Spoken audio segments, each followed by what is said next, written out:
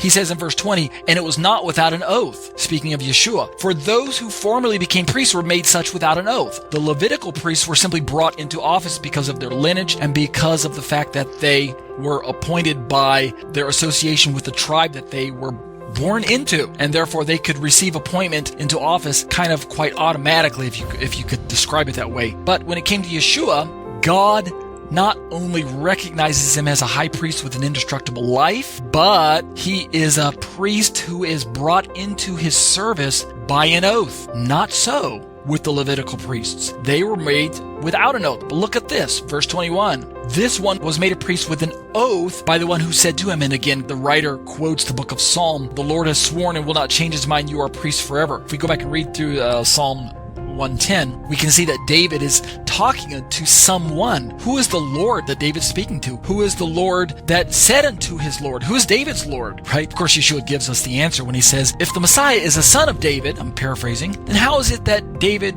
refers to the Messiah as his Lord? Right? The point being is that God makes an oath to bring Jesus into his high priestly office. The Lord has sworn and will not change his mind, you're a priest forever, speaking of Yeshua. So it's from there that we see this contrast with the Levitical priests. In verse 22, this makes Jesus the guarantor of a better covenant, kritanos diathekes in the Greek. And there's that word better that I was talking about earlier. This contrast that the writer to the book of Hebrews wants to understand between the good and the better, not the bad and the good, but the good versus the better. Jesus is the guarantor of a better covenant, which means that the Levites were the servants of a good covenant. They were the ministers of a good covenant. The former priests, going back to his explanation of the fact that they die, he mentions in verse 23 that they were many in number because they were prevented by death from continuing office, right?